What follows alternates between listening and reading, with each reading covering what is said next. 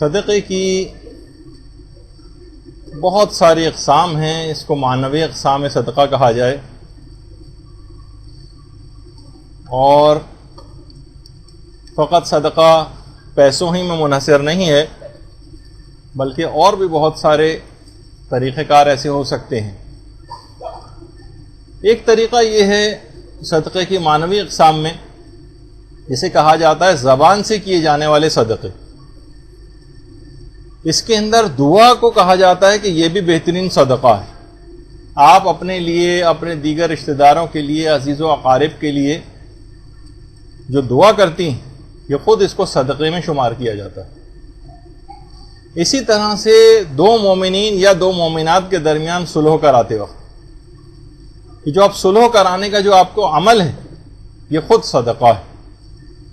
یہ بہت اہم چیز ہے کہ امیر المومنین نے بستر شہادت پر اپنے بیٹوں کو وصیت کرتے ہوئے بات فرمائی تھی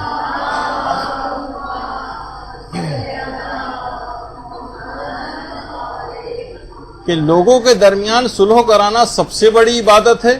میں نے آپ دونوں کے نانا رسول اللہ کو یہ فرماتے سنا ہے کہ لوگوں کے درمیان صلح و صفائی کرا دینا تمام نمازوں اور روزوں سے افضل ہے. یہ بستر شہادت پر امیر المومنین نے وصیتیں کی. یہ بہت بڑا صدقہ ہے صلح کرانا، جس سے لوگ آج کل ڈرنے لگے اور گھبرانے اور بھاگنے لگے کہ دوسروں کے جھگڑوں کے اندر کون پڑے، اور اس طرح سے رشتہ دار اور بزرگ اپنی ذمہ داریاں پوری نہیں کر رہے. اسی طرح سے کسی کو نصیحت کرنا، یہ خود جو ہے زبان سے کیے جانے والے صدقات میں شمار ہوتا ہے. اسی طرح سے مثلا کسی کی جاب لگوانی ہے، کوئی سفارش کرنی ہے، اور اس کے اندر کوئی حرام کام بھی بشرطے نہ ہو، کسی کا حق نہ مارا جا رہا ہو، تو کسی بھی اہل آدمی کی سفارش کر کے اس کو کسی جاب پہ لگوا دینا، یہ زبان کا صدقہ ہے جو آپ ادا کرتے ہیں. اسی طرح سے کسی قیدی کو آزاد کروانا ہے، اس میں اپنی زبان کو استعمال کر رہے ہیں. کوئی بیچارہ پکڑا گیا ہے بے جرم و خطا، اب اس کو آزاد کروانا ہے. کسی مظلوم کی حمایت کرنی ہے، لوگ اس میں بھی خاموش ہو جاتے ہیں، ظلم ہوتے دیکھتے رہتے ہیں. سسر گھر میں ظلم ہوتے دیکھ رہا ہے کہ میری بہو پر ظلم ہو رہا ہے، اور پھر بھی اگر خاموش ہے. اسی طرح دیگر رشتہ دار، یا اگر کسی کی غیبت کی جا رہی ہے تو آپ اپنی زبان کا صدقہ یہ اس شخص کے دفاع کرتے ہوئے دیں جس کی غیبت ہو رہی کہ نہیں، وہ ایسا نہیں ہے جو جیسا کہ آپ کہہ رہی ہیں، بلکہ ہو سکتا ہے کہ اس کے معنی یہ ہوں. آپ اس کا دفاع کرنا شروع کر دیں. تو اس کی خود بہت زیادہ روایتیں اس کے پیچھے ہیں کہ میں ان کا ذکر بھی نہیں کر رہا، صرف آپ کو اشارہ کرتا ہوا جا رہا ہوں، ورنہ 2-4 صرف اقسام میں پورا درس نکل جائے گا. تو مظلوم کی حمایت کرنا، ورنہ زبان یہ ہے اگر ان کاموں میں خرچ نہیں ہوگی تو پھر یہ حرام مقاصد کے اندر خرچ ہوگی، اور اس کی شرارت اور اس کی آفتیں اس کے مظاہر دیکھنے میں آئیں گی. اسی طرح سے ہاتھ اور پاؤں کے ذریعے کیے جانے والے صدقات ہیں. ہاتھ اور پاؤں کے ذریعے جو صدقات دیے جاتے ہیں، مثلا یہ سب بھی صدقے میں آئے گا کہ کوئی بزرگ ہے اس کے اوپر سایہ کر کے انسان کھڑا ہو جائے. یا مثلا کتنے ایسے علماء ہیں جو زائرین کی خدمت کرتے ہیں، ان کو چائے پلاتے ہیں، خود صدقہ ہے. ان کے لیے کھانے تیار کرواتے ہیں، اس میں مدد کرتے ہیں، خود صدقہ ہے. اس کے علاوہ کسی کی گاڑی مثلا بند ہو جائے، اس موقع پہ آدمی کتنا پریشان ہوتا ہے، کیسے کرے، کیا کرے، اس کو دھکا لگانا ہے، اس کی مدد کوئی کرنا ہے، یہ خود ایک صدقہ ہے. اسی طرح سے بہت سارے والنٹیئرز ہوتے ہیں، خدام ہوتے ہیں، یا عام کاروانوں، زیارات اور حج کے جو کاروان ہوتے ہیں اس میں جو والنٹیئرز ہوتے ہیں، وہ خود ایک ان کے جتنی بھی خدمات انجام دے رہے ہیں وہ خود صدقے میں شمار ہوتی، کسی کے کوئی کام آنا.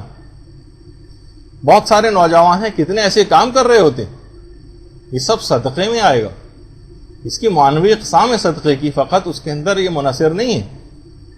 اسی طرح سے کسی کی ویل چیئر چلانا، آدمی جب اپنا حج کر رہا ہوتا ہے، کوئی اپنا عمرہ کر رہا ہے، اسے خود تو اپنے آپ کو سنبھالنا کتنا مشکل ہوتا ہے کہ کسی معذور کی بھی ویل چیئر چلائی جائے ساتھ ساتھ. تو بہت سارے افراد اس نیک کام کو کرتے ہیں اور یہ خود مستقل ایک صدقہ شمار ہوتا ہے. اسی طرح سے کسی پر کوئی چیز سایہ کرنا، نمازی ہیں ان کے لیے کوئی سہولت مہیا کرنا، یہ صدقہ شمار ہوتا ہے. نابینا کو مثلاً راستہ دکھانا، یہ خود ایک صدقہ شمار ہوتا ہے، البتہ اس بچے کی طرح سے نہیں کہ جب ٹیچر نے پوچھا آج دیر کیوں ہو گئی تو کہا کہ میں نابینا کو روڈ کراس کروا رہا تھا. کہا اتنی دیر کیوں لگ گئی؟ کہا اس وجہ سے کہ وہ روڈ کراس کرنا ہی نہیں چاہتا تھا. تو بہت سے ایسے بھی ہوتے ہیں، لیکن واقعی کوئی نابینا ہو، اس کو راستہ دکھانا ہو، اگر اس کو کچھ پریشانی ہو تو یہ خود ایک مستقل ایک صدقہ ہے. اسی طرح سے جانور تک دیکھیے صفت جو ہے نا مدد کرنے کی، کہ جانور تک کیا کرتے ہیں، تو ایک انسان کو اور ایک مومن کو کتنا اس میں اپنی زندگی کو لگانا چاہیے. اچھا، اسی طرح سے اپنے گناہوں کے لیے صدقات دینا، جیسے پچھلی گفتگو میں بات آئی تھی، یہ خود ایک کہ اتنے زیادہ ہمارے گناہ ہو گئے، اب اس کی نیت کرتے ہوئے کہ پروردگار یہ جو میں صدقہ دے رہا ہوں اپنے گناہوں کے اثرات کو، اپنے گناہوں کو معاف کروانے کی نیت سے صدقہ دینا، اپنے گناہوں کے لیے صدقات، یہ بھی ایک قسم بنتی ہے صدقے کی. اسی طرح سے عورتوں کو چاہیے کچھ خصوصی صدقہ دیں، کیونکہ عورتوں کے لحاظ سے خود قرآن نے الگ سے مینشن کیا ہے، والمتصدقین والمتصدقات، صدقہ دینے والے مرد اور صدقہ دینے والی عورتوں کا الگ سے قرآن نے تذکرہ کیا. اور پیغمبر نے ایک دفعہ عورتوں سے مخاطب ہو کے فرمائی تھی یہ بات کہ عورتوں کی جماعت تم صدقہ دیا کرو، کیونکہ میں نے اہل جہنم میں تمہاری اکثریت دیکھی. عورتوں نے پوچھا کہ اے اللہ کے رسول، اس کثرت کا سبب کیا ہے؟ رسول نے فرمایا تم بکثرت لعنت ملامت کرتی ہو اور اپنے خاوند کی نافرمانی کرتی. تو بہت ساری چیزیں ایسی، بد کلامیاں کرنا اور مسلسل لڑائی جھگڑے کی فضا گھر کے اندر رکھنا، چھوٹی چھوٹی باتوں کے اوپر جھگڑا کرتے رہنا، اور مستقل لعنت ملامت سوائے غیبتوں میں اپنی زبان کو استعمال کرنے کے، لڑائی جھگڑوں میں زبان کو استعمال کرنے کے اور کوئی کام کا نہ ہونا. پیغمبر نے عورتوں کو خبردار کر کے فرمایا کہ تم خاص طور پر صدقہ دیا کرو، تم سے یہ غلطیاں ہو جاتی. تو عورتوں کو علی الخصوص، اور صرف یہ نہیں کہ صرف صدقات دیے جا رہے ہیں پھر بھی اس غلطی کے اوپر کاربند رہیں کہ ہم صدقہ دے تو رہے ہیں، نہیں، ان گناہوں سے اور ان غلطیاں جو پیغمبر نے جن کی نشاندہی کی، اس سے بھی اپنے آپ کو بچانا ضروری. اس کے علاوہ جس کا ہم نے کوئی نقصان کیا ہو یا مثلا کسی کی غیبت کر دی ہو، اس کی طرف سے صدقہ دینا. غیبت کا کتنا زیادہ گناہ، اب کیسے اس سے معاف کروائیں گے؟ کچھ نہ کچھ صدقہ اس کی طرف سے دیا جائے تاکہ قیامت میں پروردگار اس صدقے کا ثواب اس شخص کے سامنے رکھے گا. کہا یا تو اس کو تم عذاب دلوا دو جس نے تمہاری غیبت کی ہے، یا تم اس صدقے کا ثواب لے لو. وہاں ایک ایک نیکی کی کیونکہ ضرورت ہوگی، تو وہ صدقے کے ثواب کو لے کر اور اس کو معاف کر دے گا اپنے غیبت کا گناہ. تو جس کا بھی کوئی نقصان ہم نے کر دیا ہو، البتہ کوئی مالی نقصان کیا ہے یا جس میں جبران ادا کرنا ہوتا ہے، کمپنسیٹ کرنا ہوتا ہے، اس کو دینی پڑتی ہے، کوئی چیز مال دینا پڑتا ہے، وہ تو اپنی جگہ پر ہے. لیکن اس کا جو گناہ ہے اس سلسلے میں، اس کے اثرات کو ختم کرنے کے لیے صدقہ دیا جائے. اسی طرح سے کسی کا قرضہ اتروانا، اس کا صدقہ. مثلا کوئی شخص بیچارہ بہت مقروض ہے، روزانہ بینک والے اس کے گرد چکر کاٹ رہے ہیں اور لے کے بیٹھا ہوا ہے، اب اس کو تھریٹس مل رہے ہیں، دھمکیاں مل رہی ہیں، مکان نیلام کر دیا جائے گا، یہ ہو جائے گا، وہ ہو جائے گا. اب آپ اگر اس کی ہمت رکھتے ہیں یا کچھ لوگوں سے کہہ کر اس کا قرضہ اتروا سکتے ہیں تو یہ کام بہت اجر و ثواب کا حامل ہے. اسی طرح سے قبر کا ہدیہ، یا اس کو صدقہ کہا جائے، کہ کسی کو قبر ہدیہ یا گفٹ کرنا. یعنی جو عام طور پہ یہ ہو سکتا ہے کہ جو اخراجات ہوتے ہیں تدفین کے موقع پر، اس کا کوئی خرچہ اٹھا لے، یہ خود بہترین صدقہ شمار کیا گیا.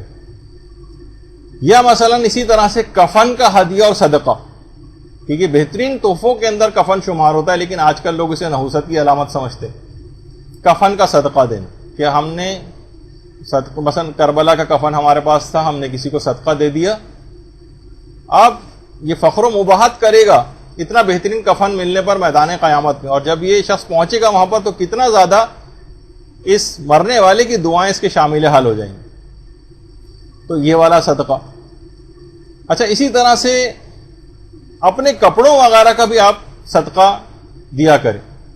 جس میں کپڑے دیے جاتے ہیں، یا عام طور پر سب سے زیادہ بہترین صدقہ وہ ہے جو عام طور پر نئی شادی شدہ عورتیں جو دلہن ہوتی ہیں، وہ اپنے دلہن والا جو لباس ہے وہ کیڑے پڑ جاتے ہیں اس کے اندر، سوراخ ہو جاتے ہیں ان لباسوں میں، لیکن کسی کو دیتی ہی نہیں، پتہ نہیں کس طور پر کو، کیونکہ بعد میں بھی اگر کبھی اس کو دوبارہ پہننے کی ضرورت پیش آئی، جب تک وہ آؤٹ ڈیٹڈ ہو چکا ہوتا ہے، اس کا وقت گزر چکا ہوتا ہے اور آپ کو نئے ڈیزائن کا سلوانا ہوتا ہے، تو نتیجتاً یہ کہ وہ ضائع ہو کر جاتا ہے۔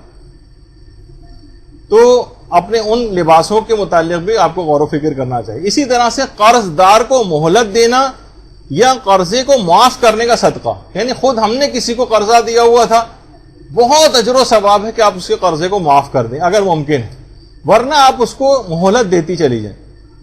پیغمبر اسلام نے ایک دفعہ، درود بھیجیے محمد اللہ صلی اللہ علیہ وسلم،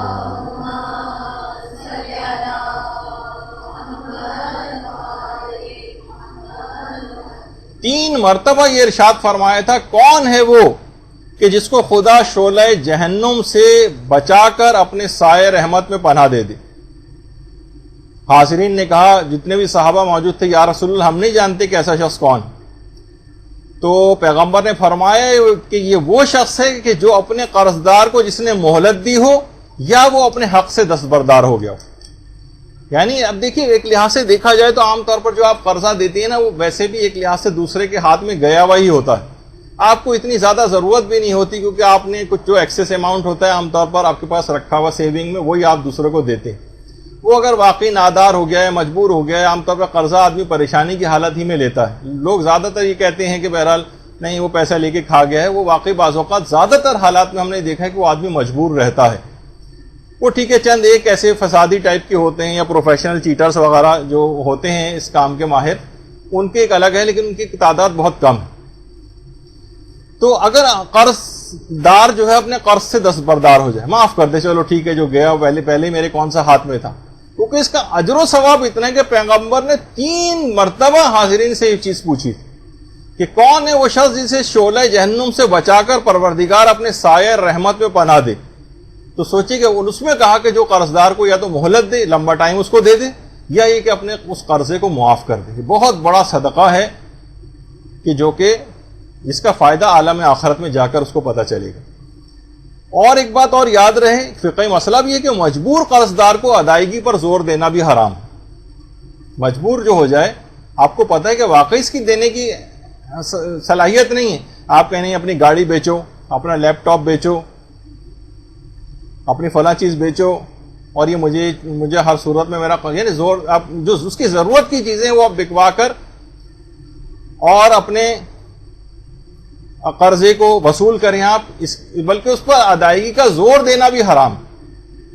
جب بہت ساری روایتوں میں آیا کہ مولا میں نے دیکھا خانہ کعبہ کا طواف کر رہا ایک شخص میرے جو ہے وہ پیسے لے کے گیا ہوا ہے، مقروض، اس نے پیسے واپس نہیں کیے، میں ایک دم سے جا کر پکڑ سکتا ہوں؟ امام نے کہا نہیں، وہ دہشت، تمہاری شکل دیکھتے ہی اس کو ایک دہشت زدہ ہو جائے گا، اور یہ جائے امن ہے، یہاں پہ کسی کو دہشت میں مبتلا نہیں کر سکتے۔ یعنی صرف اس انداز سے آنا کہ ظاہر ایک دم سے دیکھ کے آدمی ٹھٹک جائے گا۔ وہ اپنے وطن میں قرض لے کے گیا ہوا تھا اور یہاں پر خانہ کعبہ میں اس کو نظر آ گیا اپنا مقروض، امام نے منع کیا۔ تو بہرحال مجبور قرض دار اس کے قرضے کی ادائیگی پر زور دینا حرام ہے۔ البتہ اس سے کوئی سوء استفادہ نہ کریں لوگ کہ مجبور بن کے بیٹھے رہیں اور دوسرا جو ہے یہ ایزیوم کرتا رہے، اس میں بہرحال دونوں طرف افراط و تفرید کا لوگ شکار ہو جاتے ہیں۔ اچھا، اب اس کے بعد ایک اور بھی قرض سواری پر سوار کرانے کا صدقہ۔ کتنے ایسے لوگ ہیں دیکھیے کہ جو مومنین، مثلا آپ مجلس میں جا رہے ہیں، آپ کسی درس میں جا رہے ہیں، آپ مدرسے آپ میں سے کوئی آ رہے ہیں، ان کے پاس اپنی گاڑی ہے، راستے میں کسی کو پک کرتے ہوئے آ سکتے ہیں، کسی کو چھوڑتے ہوئے جا سکتی ہیں، یہ صدقہ ہوگا۔ ہر چیز آپ اس انداز سے اپنی صلاحیتوں کو، خدا کی نعمتوں کو اس انداز سے استعمال کریں۔ کتنی خواتین ہیں، مجھے خود معلوم ہے کہ وہ مجالس میں جانے کے لیے کچھ خواتین کو پک کرتی ہوئی جاتی ہیں، واپس چھوڑتی ہوئی جاتی ہیں، واقعی بہترین صدقہ ہے۔ پھر اس کے بعد ایک صدقہ اور آتا ہے جسے حفاظت آبرو کے لیے جو مال خرچ کیا جاتا ہے، یہ بھی صدقے کا حکم میں رکھتا ہے۔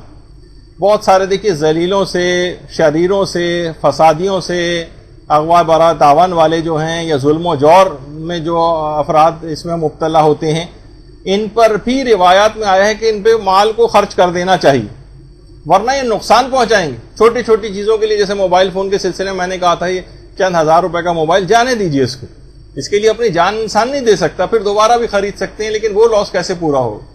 تو بعض اوقات ان ذلیلوں اور ان فسادیوں اور شریروں اور ان لوگوں ان کے ظلم و جور سے بچنے کے لیے کچھ مال کو خرچ کر دینا چاہیے لوگ خرچ، تو وہ زیادہ بہتر ہے بنسبت ہے کہ آپ تھوڑے سے پیسے بچانے کے لیے اپنے آپ کو کسی پریشانی میں مبتلا کریں۔ اسی طرح سے جانور کے ذبح کا بھی ایک صدقہ ہے، جانور کے ذبح کا صدقہ۔ دیکھیے بہت سارے بعض اوقات ایسے اہم معاملات پیش آ جاتے ہیں، ایک دم سے کوئی بیماری لاحق ہو گئی، اب آپریشن ہو رہا ہے، کوئی مصیبتیں ناگہانیاں آ گئی، کوئی کورٹ پولیس اور کچہری کا کوئی مسئلہ ہو گیا، آدمی مصیبت میں پھنس جاتا ہے، تو فوری اس مصیبت سے نجات پانے کے لیے علماء کہتے ہیں کہ ایک جانور کو ذبح کروا دیا جائے، جانور کے ذبح کا صدقہ۔ تو عام طور پر لوگ ویسے، اور ذرا بھی جو صاحب استطاعت ہے، اگر ہر مہینے اپنے تمام عزیز اقارب رشتہ دار، آج کل جس طرح کے حالات چل رہے ہیں، ایک جانور صدقہ کی نیت سے ذبح کروا دے تو ایک تو فائدہ یہ ہوگا کہ غریبوں تک بھی وہ ظاہر ہے پہنچے گا جانور، ان کا کچھ کھانے پینے کا انتظام ہو جائے گا، اور دوسرا کہ آپ کی مصیبتیں بھی ٹلیں گی۔ تو ہر مہینے ایک جانور اگر کوئی صاحب استطاعت ہے تو وہ، اور اس کے کچھ ابھی جو اگلی اتوار کے بعد جو اتوار آئے گا اس میں ہمارے قربانی کے احکام جو بیان ہوں گے، تو اس میں اگر بہت سارے افراد جو اتنی استطاعت نہیں رکھتے لیکن کئی افراد مل کر سکتے ہیں اس کام کو، جسے قربانی میں حصہ ڈالنا کہتے ہیں، تو وہ بھی کیا جا سکتا ہے۔ البتہ ابھی میں وہ بقرعید کی قربانی کا مسئلہ نہیں بتا رہا، عام طور پہ جو صدقے کے حوالے سے ہوتا ہے۔ اسی طرح سے جو پروردگار کی جتنی نعمتیں کبھی انسان بیٹھ کر سوچے کتنی اس نے ہم کو نعمتیں دی، اس نعمتوں کو پروردگار کی راہ میں استعمال کرنے کا ایک صدقہ ہوتا ہے۔ مثلا آپ کو پروردگار نے عقل مندی اور ذہانت، کتنے ایسے ہیں جو دماغی طور پر معذور ہیں، کتنے ایسے ہیں جو احمق، غبی اور جاہل ہیں، کتنے ایسے، آپ کو ایک عقل مندی دی ہے پروردگار نے، ایک ذہانت آپ کو دی ہے، تو آپ اس عقل مندی اور ذہانت جو آپ کو پروردگار نے دی ہے اس کو استعمال کریں اس کی راہ میں۔ مثلا آپ لوگوں کو اچھے مشورے دیں اپنی اس ذہانت سے، اپنی سروسز آپ دیں، کوئی بہت اچھا ہے جیسے بزرگ حضرات ہیں ان کے پاس ایکسپیرینس اتنا ہوتا ہے، وہ کاؤنسلنگ کریں، لوگوں میں لڑائی جھگڑے دور کروانے کی کوشش کریں، اپنی ذہانت کو، اپنی اس چیز کو استعمال کریں۔ پروردگار کی جو نعمتیں، اپنی سماجی حیثیت لوگوں کی ہوتی، سماجی حیثیت اس کا صدقہ ہوتا ہے۔ مثلا معاشرے میں ہماری پی آر بہت زیادہ ہے، لوگ ہم جب کسی کو بھی نوکری دلوا سکتے ہیں اپنی سماجی حیثیت کی وجہ سے، کوئی مومن مصیبت میں مبتلا ہو اس کو رہائی دلوا سکتے ہیں، تو جس کی بہت زیادہ افراد سے جان پہچان ہوتی ہے تو سماجی حیثیت ہے، اس کا ایک صدقہ ہے۔ اسی طرح سے اگر کسی کے پاس کوئی اچھی نوکری ہے یا اس کا کاروبار بہت اچھا ہے تو اس اچھی نوکری اور کاروبار کا صدقہ دے، کسی اور شخص کو بھی ایسی اچھی نوکری کہیں دلوائے، کسی کو اپنا کاروبار کروانے میں ہیلپ کرے، یہ خود اس کے کاروبار اور ملازمت کا صدقہ بنے گی۔ اسی طرح سے کسی کی بہت آسودہ حال زندگی ہے، کسی خاتون کی بہت اچھی جگہ شادی ہو گئی اور ایک اچھی زندگی گزار رہی ہے، اب اس اچھی شادی کسی جگہ پہ ہو جانا یا آسودہ حال زندگی، اس کا ایک صدقہ دے، دوسروں کی لڑکیوں کی شادیاں کرانے کی کوشش کرے۔ بہت ساری لڑکیاں ایسی ہیں جو مدرسے کی طالبات تھیں، یہاں تھیں، بیرون ملک چلی گئیں، سب بھول بھال گئیں کہ ان کی کچھ اور ساتھی خواتین بھی ہیں، ان کے لیے وہ کچھ کام کرتی ہیں، خود اچھی جگہ شادی ہو گئی، بھول گئیں دوسروں کو۔ تو اس طرح سے کیونکہ آپس میں بات چیت کے ذریعے انسان جو ہے اس قسم کے معاملات کو طے کرواتا ہے، لوگ اگر اس میں انوالو نہیں ہوں گے تو خود صاحب معاملہ وہ تو آپس میں شرماتے ہیں اس قسم کی بات کرتے ہوئے، تو دوسرے لوگوں کو آگے بڑھنا چاہیے۔ آپ کی خود، آپ کو یہ نعمت پروردگار نے دی، اب دوسروں کو یہ آپ کی اس شادی اچھی جگہ جو ہوئی ہے اس کا صدقہ بنے گی، یہ چیز اس میں دوام ملے گا، آئندہ زندگی کی پریشانیاں دور ہوں گی۔ یہ ایک چیز اس کے اندر ہے جو اس کو لوگ عام طور پر سمجھتے نہیں ہیں۔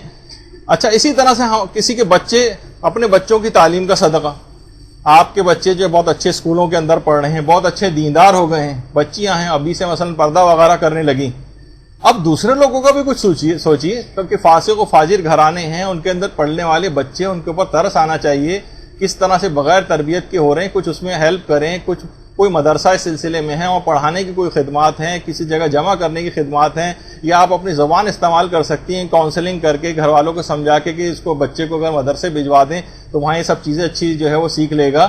تو یہ کیا ہے کہ آپ کے خود اچھے جو تعلیم بچے آپ کے حاصل کر رہے ہیں، آپ کے بچے مذہبی ہو گئے تو دیگر افراد، یہ اب صدقہ بنے گا اس بات کا کہ دیگر کو بھی تو آپ مذہبی بنائیے، ان کے لیے بھی تو کچھ ایسی سہولت مہیا کرنے کی کوشش کریں۔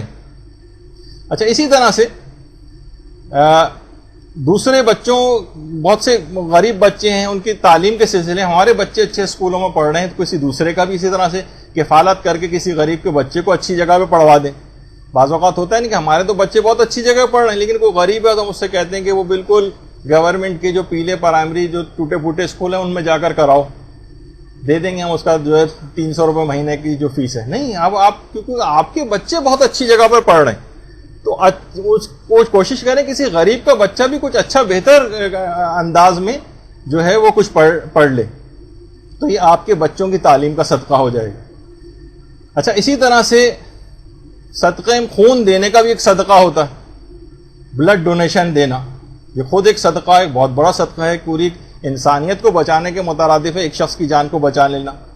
تو اگر کوئی ہے کبھی کبھار اس قسم کے صدقات کسی نے نہیں اگر خون دیا، بلڈ کو ڈونیٹ نہیں کیا، نہ صرف ہے کہ آپ کو نقصان نہیں ہوتا بلکہ فائدہ ہی ہوتا ہے، تو بہرحال کبھی کبھار اس صدقے کا ثواب بھی حاصل کر لیں.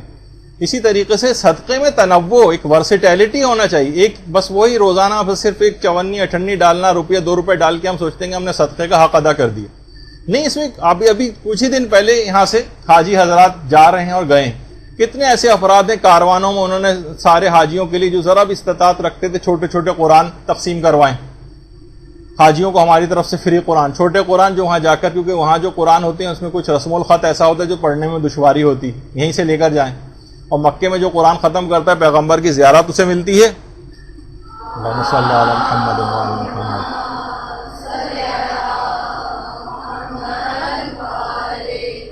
اور جنت میں اپنے مقام کو دیکھے بغیر وہ دنیا سے جاتا نہیں. یہ فائدہ ہے مکے میں قرآن ختم کرنے کا. تو آپ اس تمام اس کے ثوابوں میں آپ شریک ہو جائیں گے.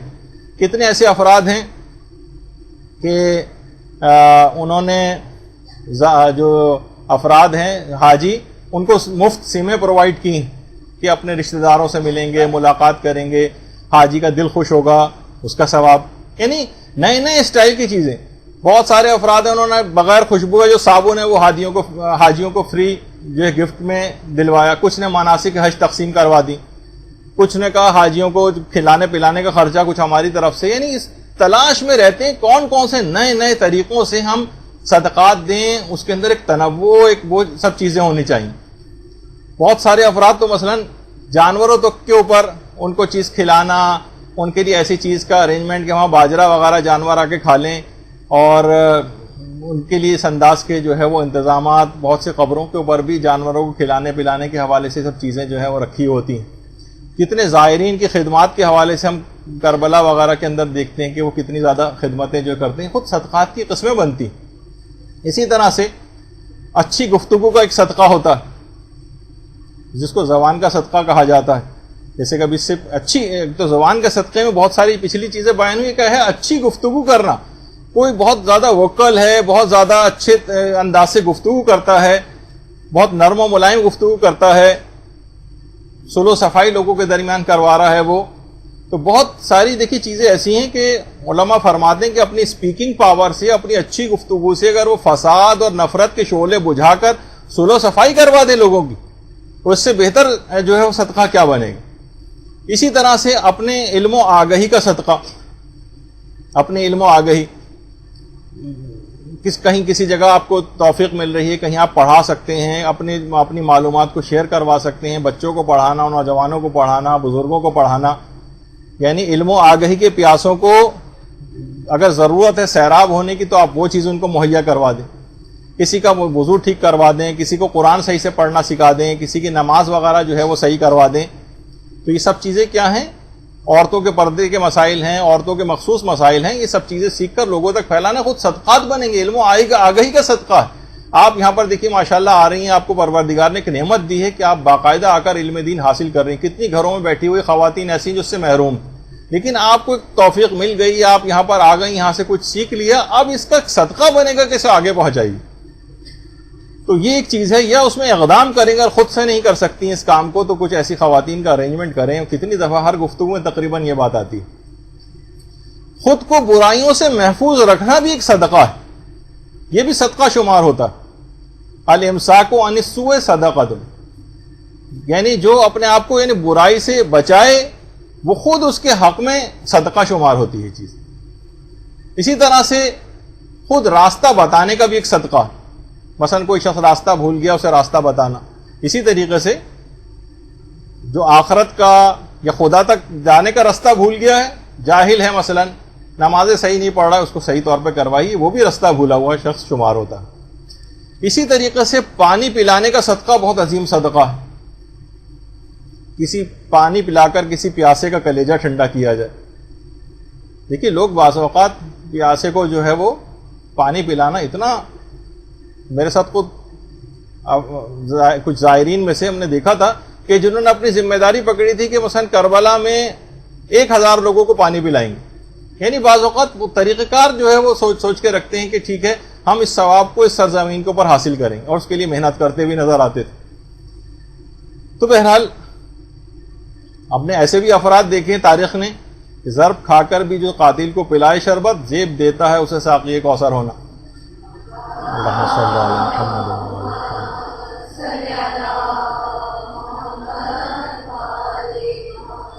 تو پانی پلا کر کسی پیاسے کا کلیجہ ٹھنڈا کرنا، خواہ اپنا دشمن ہی کیوں نہ ہو،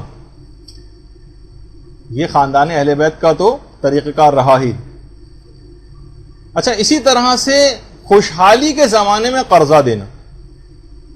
خوشحالی کے زمانے میں امیر المومنین جب صفین سے واپس تشریف لا رہے تھے، اللہم صلی علی محمد،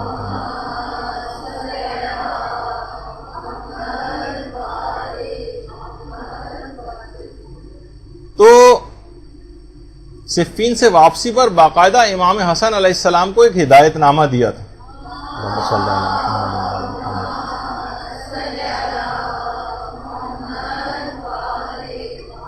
اور کہا تھا کہ بیٹا خوشحالی کے زمانے میں اگر تم سے کوئی قرضہ مانگے تو اسے بہت غنیمت سمجھنا. دیکھیں کتنی، ہم تو سوچتے ہیں کہ ایک بلا ہے جو قرضہ مانگنے ہمارے پاس آ گئی، اس طرح سے اس سے پیچھا چھڑائیں. امیر المومنین فرماتے ہیں بیٹا خوشحالی کے زمانے میں اگر تم سے کوئی قرضہ مانگے تو اسے بہت غنیمت سمجھنا، کیونکہ آج تم کسی کی مشکل حل کرو گے تو کل تمہاری مشکلات جب تمہیں مشکل ہوگی تو وہ تمہیں یہ مال تمہیں واپس مل جائے گا. یعنی ایک لحاظ سے یہ اپنا تم بیمہ کروا رہے ہو. آج تم یہاں کسی کے کام آؤ گے اور خوشحالی کے زمانے میں کسی کو اس انداز سے قرضہ وغیرہ دو گے تو پروردگار اس موقع پر تمہاری مدد کرے گا. اسی طرح سے اسی مومن کے گھرانے کی کفالت کرنا. دیکھ لیجیے کہ آپ کچھ افراد ہوں مل کر جو ہے وہ کفالت کر لیں کسی گھرانے کی. ایک ہی آدمی اگر ہو اور وہ اتنا خدا نے اتنا اس کو دیا ہے تو خود آگے بڑھ کر کفالت کر لے کہ ان کو تھوڑا ریلیف مل جائے. بعض اوقات جیسے میں نے پچھلی گفتگو میں کہا تھا کہ اتنا کم ہم دیتے ہیں ان کو کہ وہ ہمیشہ 50 سال بھی گزر جاتے ہیں تو اس کی حالت تبدیل نہیں ہوتی. مہنگائی بڑھتی چلی جا رہی ہے اور ہم بہت قلیل پیسے بھی دے کے سمجھتے ہیں ہم نے بہت دے دی. 1000 2000 بھی دے دیے, 5000 بھی دے دیے, 10,000 بھی بعض اوقات دے دیے, تو آپ دیکھتے ہیں کہ ذرا سی ہو جاتا ہے اس کے ساتھ بیماری کوئی آ جاتی ہے, اسپتالوں وغیرہ میں خرچ ہو جاتے ہیں پیسے. آپ کہیں گے ابھی 10,000 دیے تو دے دے کے پھر آ گئے. بھائی واقعی ایسی صورتحال ہو, خود اپنے خرچے لاکھوں کے اندر لوگوں کے جا رہے ہیں, اور اگر ہم نے کسی کو 6 مہینے میں بھی اگر 10,000 دے دیے تو ہم سوچتے ہیں کہ ہم نے بہت زیادہ دے دی. تو کسی گھرانے کو کوئی ایسی کفالت مہیا کر دی جائے کہ اس کو کچھ ریلیف مل جائے, کچھ چاہے میں نے جیسے پچھلی دفعہ کہا تھا کہ اسکول کی فیس ہے, کچن کا خرچہ ہے اور مکان کا کرایہ ہے, اس طرح کی کوئی چیز دے دی جائے تو بہت اچھا ہے. اسی طرح سے کسی کا راز میں رکھنا یہ خود بھی ایک صدقہ شمار ہوتا ہے, کیونکہ یہاں پہ اگر کوئی کسی کا راز نہیں رکھتا تو پروردگار عالم بھی سب کے سامنے اس کے رازوں کو افشا کرے گا آخرت میں. کتنی چیزیں ایسی ہوں روایتوں میں نہیں ملتا کہ اگر تمہیں ایک دوسرے کے گناہ پتہ چل جائیں تو تم ایک دوسرے کو دفنانا چھوڑ دو.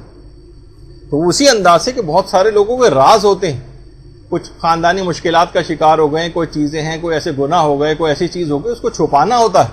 آج کل بہت ساری چیزیں ٹی وی کے اوپر جو آشکار کی جاتی ہیں بہت سارے گناہوں کو, یہ حرام ہے. یہ ان الذین تحبون ان تشیع الفاحشہ, جو چاہتے ہیں کہ اس طرح سے فواحش لوگوں میں بڑھیں, یہ معاشرے کے ڈارک ایسپیکٹس کو دکھانا, یہ کوئی اس میں شمار نہیں ہوتا ہے. یہ معاشرے کے اندر بلکہ اور زیادہ برائیوں کو لے کر آتا ہے. تو بہرحال کسی کا راز میں رکھنا ٹھیک ہے, اس کو الگ طریقوں سے اس کو خاتمے کی کوشش کرنی چاہیے, لیکن اس کو ہر ایک کو بتا کر اس کو ختم کرنے کی کوشش کرنا یہ کہیں سے بھی اسلام اس کو نہیں مانتا. پھر ایک وہی ہے کہ جو افضل ترین صدقہ جسے شمار کیا گیا کہ انسان علم حاصل کرے اور دوسروں تک پہنچائے. علم حاصل کرے اور دوسروں تک پہنچائے، یہ سب سے افضل ترین صدقہ شمار کیا گیا. اور یہ وجہ ہم نے مدرسے کو قیام کا مقصد بھی ہے کہ یہاں پر جو ہے لوگوں تک علم کو منتقل کیا جائے. مدارس بہت دیکھیے آپ آج کل جو منفی پروپیگنڈا مدارس کے خلاف ہو رہا ہے، ابھی آگے چل کر اس پہ ہماری تھوڑی سی گفتگو ہوگی، تو اس میں آپ گھبرائیں نہیں.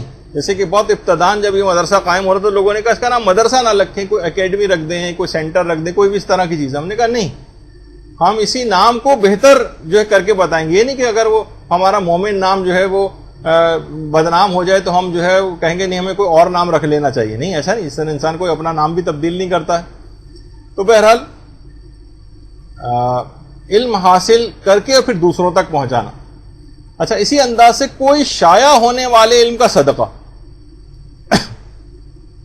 اس سے بڑھ کر کوئی افضل صدقہ نہیں. شائع ہونے والے علم کا جو صدقہ ہوتا، مدرسے نے خود اسی وجہ سے یہ الگ سے، ورنہ ہمارے لیے مشکل ہے کہ الگ سے پبلیکیشنز کا سلسلہ شروع کریں، لیکن ان احادیث کی بنا پر ہی وہ تمام پبلیکیشنز اور کتابیں وغیرہ یہاں سے شائع کی جاتی ہیں کہ اس سے بڑھ کر کوئی صدقہ نہیں. اسی طرح سے کوئی مومن مر جائے اور ایک ورق بھی ایسا چھوڑ جائے جس پر علم کی کوئی بات لکھی ہو. تو پچھلی بار بھی یہ چیز آئی تھی کہ پیغمبر نے فرمایا تھا کہ ورق قیامت کے روز اس مومن اور آگ کے درمیان حائل ہو جائے گا اور اس کے ہر حرف کے بدلے جو اس پر تحریر خدا اسے ایک شہر عطا فرمائے گا جو اس دنیا سے 7 گنا بڑا ہوگا.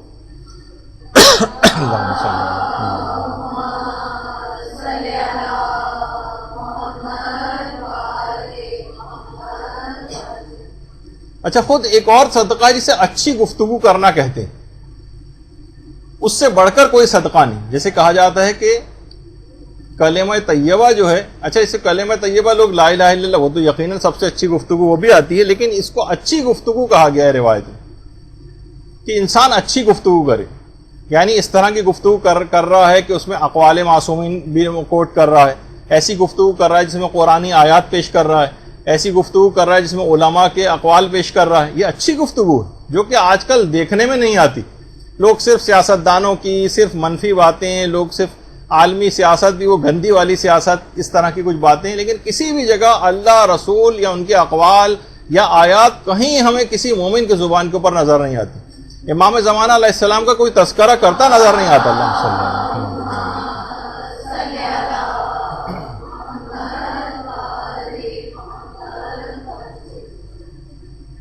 تو یہ سب چیزیں ایسی کہ اچھی گفتگو انسان کرنا سیکھے کہ اس کے کلام کے اندر یہ باتیں موجود ہوں.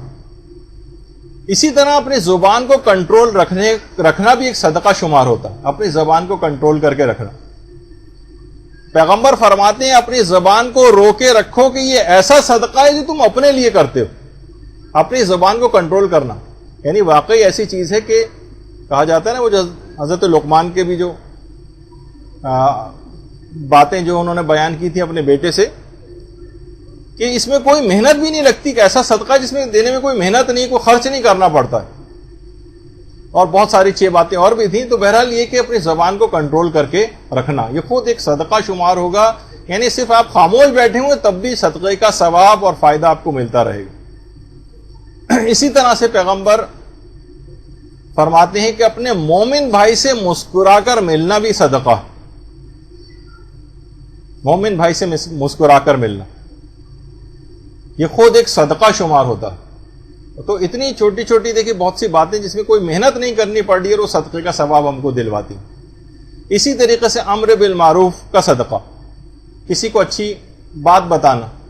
مدرسے نے جو اس کے اوپر فیس بک وغیرہ پہ بھی جو اکاؤنٹ بنایا ہے اس میں جو چیزیں وہ اسی وجہ سے کہ لوگوں کو اچھی باتیں بتائی جائیں، لوگوں کو امر بالمعروف کیا جائے، نیکی کی باتیں بتائی جائیں، اس کے لحاظ سے پوسٹ جو بنائی جاتی. اسی طرح سے لوگوں کو برائیوں سے روکنا یہ خود ایک صدقہ ہے. اس کے علاوہ راستے کے کنکر اور پتھر ہٹانا یہ خود ایک صدقہ ہے. کوئی ہمیں کوئی چیز پڑی نظر آ رہی ہے، ہم اس کو ہٹا رہے ہیں، کسی کو نقصان نہ پہنچ جائے، یہ خود ایک صدقہ چیز شمار ہوتی.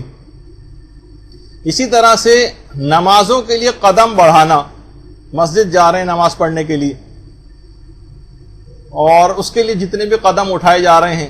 آیت اللہ بہجت جب جاتے تھے مسجد کی طرف اپنے گھر سے نکل کر, تو واقعی ایک دیکھنے والی بہت سارے ویڈیو کلپس بھی ان کے انٹرنیٹ پہ موجود ہیں. تو یہ صدقہ شمار ہوتا ہے نماز کے لیے قدم اٹھانا. اسی طرح سے بہرے کو اونچا بول کر اپنی آواز اس کو سنانا. باقاعدہ ہمارے چھٹے امام جعفر صادق علیہ الصلوۃ والسلام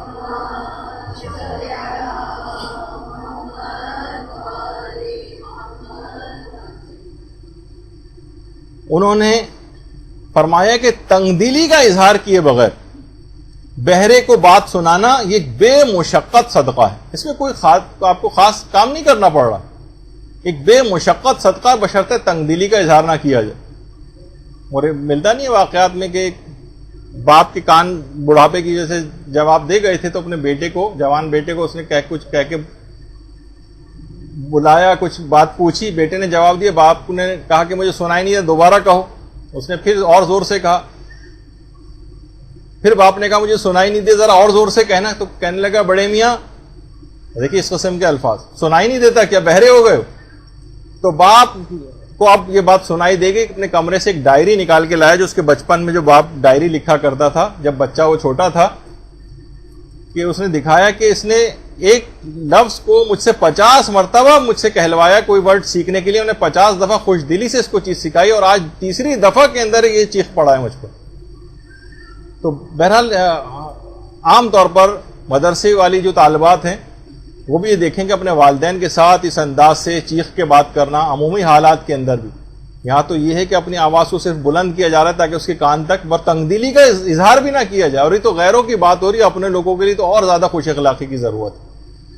تو بہرے کو اونچا بول کر اپنی بات کو سنانا خود ایک صدقہ شمار ہوتا ہے. اسی طرح سے لوگوں کی غلطیوں کو معاف کرنا یہ بھی ایک صدقہ ہے. کہا جاتا ہے کہ کمزور انسان کبھی کسی کو معاف نہیں کرتا, یہ مضبوط لوگوں کی صفت ہوتی. سمجھ جائیے کہ آپ روحانی طور پر بہت کمزور ہیں اگر آپ لوگوں کو معاف نہیں کر رہے ہیں. مضبوط اگر بننا ہے تو لوگوں کو معاف کرنا پڑے گا. ایک عالم کے پاس ایک صاحب بیٹھے ہوئے تھے, تو وہ صاحب نے اپنے کسی ملازم کے اوپر ناراض ہونا شروع ہوئے کہ تمہیں کتنی دفعہ آخر میں معاف کروں. تو وہ کان میں عالم دین نے کہا کہ جتنی مرتبہ اللہ سے اپنے آپ کو معاف کروانا اتنی دفعہ معاف کرتے رہو. تو باقاعدہ انسان یہ دیکھے لوگوں کی خطاؤں اور غلطیوں کو درگزر کرے, اس کی خود اپنی زندگی اٹھا کے دیکھے تو کتنی, اگر پروردگار اس پر عذاب نازل کرنا چاہتا تو کتنی غلطیوں پر اب تک اس پر عذاب آ چکا ہوتا, وہ خود کتنا درگزر کر رہا ہے. تو پروردگار کی صفت کو پیدا کرنا. اسی طرح سے یہ بھی جو چیز شمار ہوتی ہے قریبی رشتہ داروں کو صدقہ دینا. قریبی رشتہ داروں دگنا اجر ملتا ہے, بلکہ پیغمبر فرماتے ہیں ایک ہی وقت میں یہ صدقہ بھی ہوتا ہے اور صلہ رحمی بھی ہوتی ہے, یعنی ڈبل ثواب ملتا ہے رشتہ داروں کی اگر کوئی ہیلپ کی جائے. اور جتنے رشتہ دار قریب ہوں گے اس سے قرابت میں اتنا ہی ثواب بڑھتا جائے گا.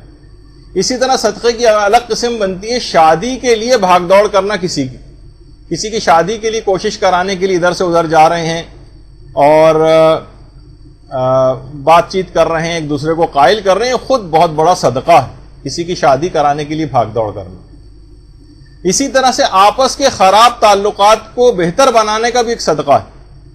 اس میں علماء نے لکھا, آیت اللہ بہجت نے بھی, جو اس سے پہلے بھی ایک دفعہ گفتگو میں نے پیش کیا تھا, کہ کم سے کم 40 روز تک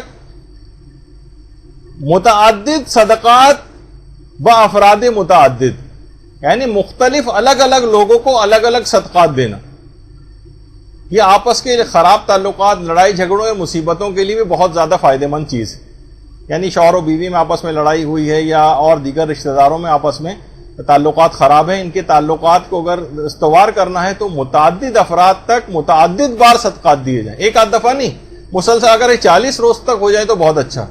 اور جن لوگوں نے اس کو کیا ہے چند روز میں ہی ان کے تعلقات بہتر ہو گئے. یعنی باقاعدہ لوگوں نے آ کے مجھے بتایا بھی کہ ہم نے اس کام کو, طریقہ کار کو اپنایا اور صرف چند دنوں میں ہی جس سے تعلقات خراب تھے, بہت سی جگہوں پہ تقریباً طلاقوں تک نوبت پہنچی ہوئی تھی, وہ ریورس ہو گیا معاملہ.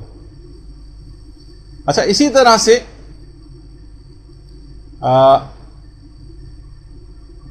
دین حق کی تبلیغ کے اندر بھی لوگ بالکل بھی اس طرف مائل نہیں. یہی وجہ ہے کہ ہمارے جو صدقہ باکس ہے اس میں ایک کالم خوشنودی امام زمانہ کا ہے, ایک اللہم صلی علی محمد و علی محمد,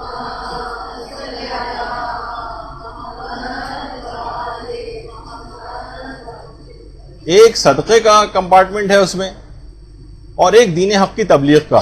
یقین کیجئے کہ یا تو اس کے اندر انتہا سے زیادہ کم پیسے ہوتے ہیں یا بالکل بھی خالی ہوتا ہے, ایک پیسہ بھی نہیں ہوتا, جبکہ اس سے بڑھ کر افضل ترین کوئی صدقہ ہے ہی نہیں. یعنی لوگ اتنا زیادہ ان چیزوں سے ناواقف ہیں, اتنی مصیبتیں ان چیزوں سے ٹلتی ہیں جو خاص طور پر تبلیغات دین کے اندر جو پیسہ خرچ ہوتا. تو جسے کہا جائے ثواب جاریہ یا صدقہ جاریہ, یہ سب سے افضل ترین صدقہ ہے کہ جس کا فیض مرنے کے بعد بھی مسلسل ملتا رہتا. حتیٰ کہ یہاں تک کہ دیکھیے اب جو بہت سارے سورہ آپ پڑھتی ہیں, کتنے عرفاء نے ایسی چیزیں دیکھی ہیں باقاعدہ قبرستانوں میں جا کر, کہ دیکھا کہ ارواح جو ہے اپنی قبروں سے نکل کر مختلف اپنے چیزیں, اپنے تحفے تحائف سمیٹ رہی. تو اس نے جا کر پوچھا یہ کون سے تحفے ہیں جو اب ختم ہونے میں نہیں آ رہے؟ کہا کسی ہمارے رشتہ دار نے سورہ توحید کا تحفہ ہم تک بھجوایا تھا جو ہم 1 سال سے تقسیم کر رہے ہیں. درود بھیجیے محمد علی.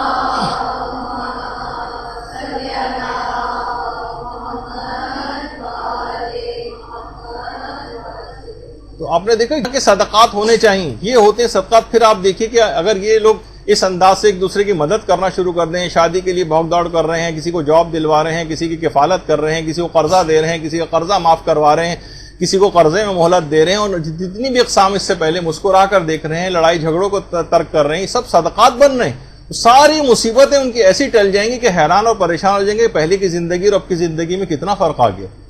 جبکہ ہمارے ہاں دیکھیں ان تمام جتنے بھی اقسام صدقات کی بیان ہوئی اس پہ بالکل توجہ نہیں ہے, اور جو ہمارے صدقے کی جو رائج غلط اقسام ہے وہ معاشرے کے اندر کتنی زیادہ ہے. اور یہ وہ سب توہمات ہیں جو ہندوؤں وغیرہ سے ہمارے اندر آ گئے. مثلا مریض کے لیے چیلوں کو جو گوشت کی بوٹیاں اچھالنا, اور سارے عام چوراہے کے اوپر انڈا توڑنا, وہ حرام بھی ہیں کیونکہ اسراف اور تبذیر کے اندر, بلکہ تبذیر کے اندر یہ چیز آتی ہے بلا ضرورت اس طرح سے مال کو پھینک کر ضائع کرنا, سارے عام چوراہے پہ انڈا پھوڑ رہے ہیں.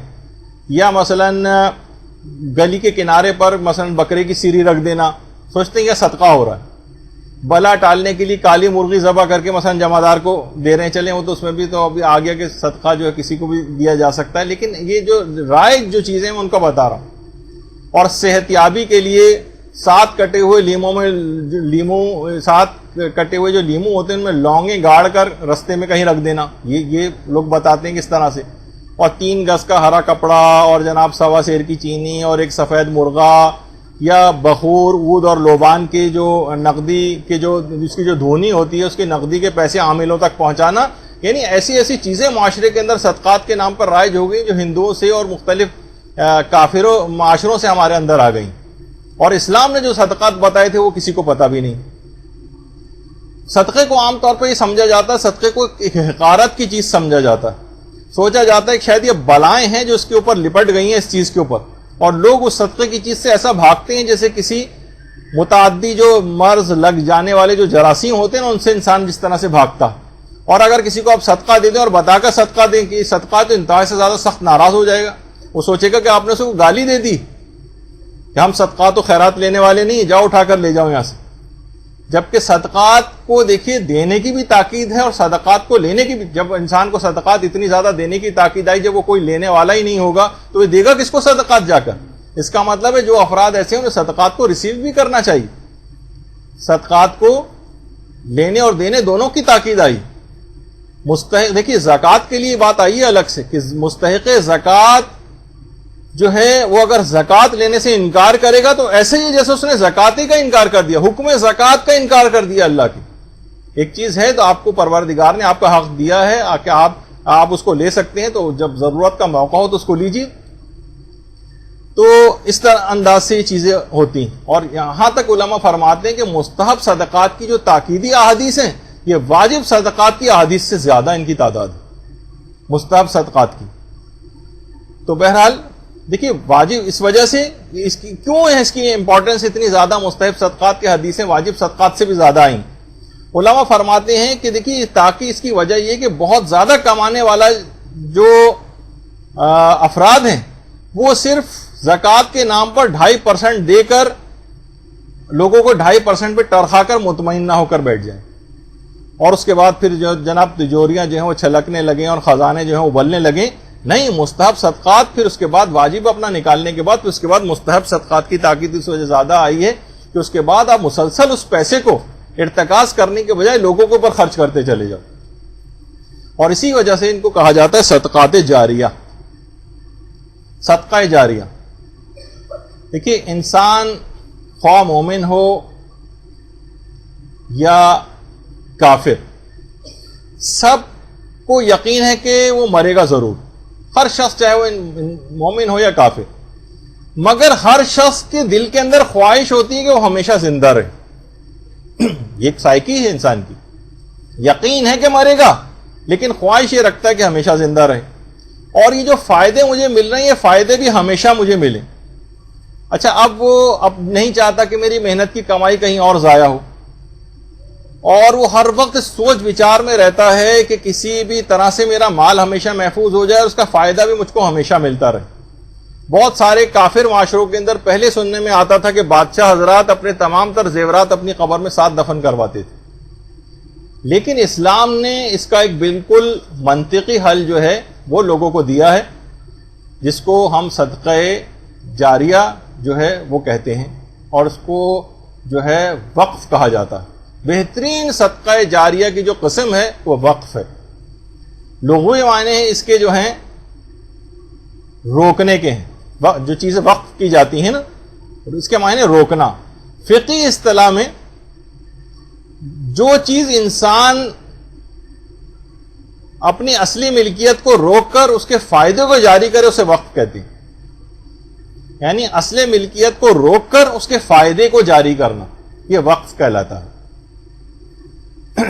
اچھا، فقہا نے وقف کے جہاں مسائل بیان کیے ہیں، صدقات کے باب میں وقف کو لکھا جاتا ہے اور اسے بھی ایک قسم کا صدقہ قرار دیا، اور خود قرآن نے باقیات الصالحات میں اس کی طرف سورہ کہف میں بھی اس بات کا اشارہ کیا، اور یہ بھی کہا ہے کہ اور اس کی مثال بھی باقاعدہ اس سے دی ہے کہ جو لوگ بھی اپنے اموال کو راہ خدا کے اندر خرچ کرتے ہیں ان کی مثال اس دانے کی سی ہے کہ جس کے اندر 7 بالیاں پیدا ہوں اور ہر بالی میں 100 دانے ہوں، اور خدا جس کے لیے بھی چاہتا ہے اس میں اضافہ بھی کر دیتا ہے، اور وہ صاحب وسعت اور بہت عظیم اور دانہ ہے. یعنی باقاعدہ قرآن یہ کہا جاتا ہے کہ یہ جو آیات آئی ہیں یہ خود وقت کے لیے آئی ہیں. یعنی علامہ طباطبائی نے بھی، یعنی یہ اس کے لیے تو نہیں، اس کے ثواب کے حوالے سے یہ بات آئی ہے کہ پروردگار اس انداز سے یہ چیز وقت کے اندر بہت پائی جاتی ہے کہ اس کے بعد اتنے عرصے تک یعنی اس کے برگ و شاخ اور پھل و پھول وہ دیتی رہتی ہے چیز، اس کو ہمیشہ فائدہ ملتا رہتا ہے، ایک کے بدلے 100 اور 100 میں سے مزید بالیاں اس طرح سے نکلنا. علامہ طباطبائی نے باقاعدہ اپنی تفسیر المیزان میں جو سورہ مزمل کی آیت نمبر 20 میں خدا کو قرض حسنہ دینے کا جو ایک مفہوم ہے، جو قرآن کی آیت بھی ہے کہ من ذا الذی یقرض اللہ قرضا حسنا، کہ کہا کہ اللہ کو قرض حسنہ دینے کا جو سب سے بہترین مصداق ہے وہ وقف ہے، بہترین صدقہ.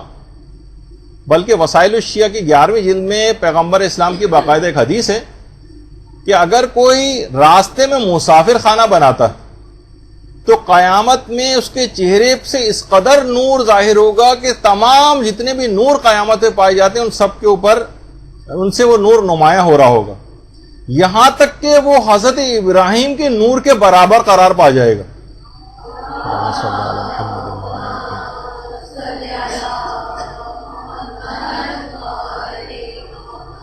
لوگ سوال کریں گے کہ کیا یہ کوئی فرشتہ ہے کہ اس قدر نور اس کے چہرے سے نکل رہا ہے،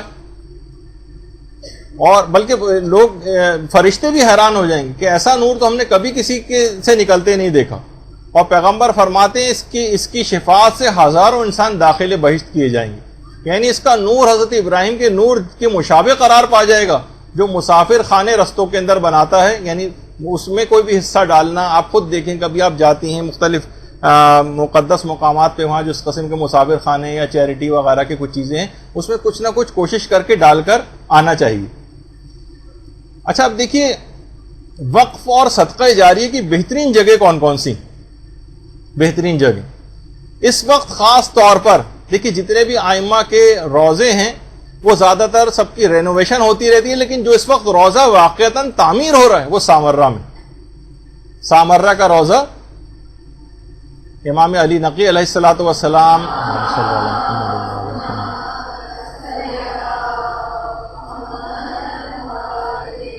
امام حسن عسکری علیہ السلام اور نرجس خاتون، حکیمہ خاتون، یہ تمام چار چار قبور جو ہیں یہاں پر موجود ہیں، اور یہ روزہ آج کل تعمیر ہو رہا ہے. اب یہاں پر زری بھی نہیں بنی ہوئی اور انڈر کنسٹرکشن ہے، یہ ذرا اس سے اور پہلے کی تصویر ہے، اور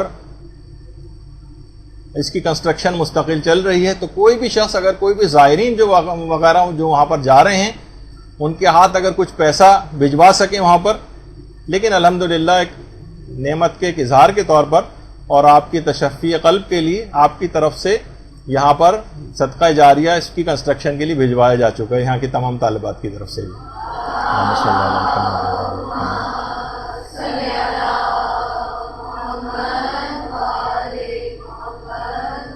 تو اس طرح سے کوشش کر کے جو بہترین صدقہ جاریہ والی جو اس انداز سے جگہیں، بہت سارے افراد اس کے اندر بھی نئے نئے طریقہ کار ان کو ہوتے ہیں کہ مختلف مساجد میں مثلا سجدگاہیں بنوا کے رکھوا دیتے ہیں.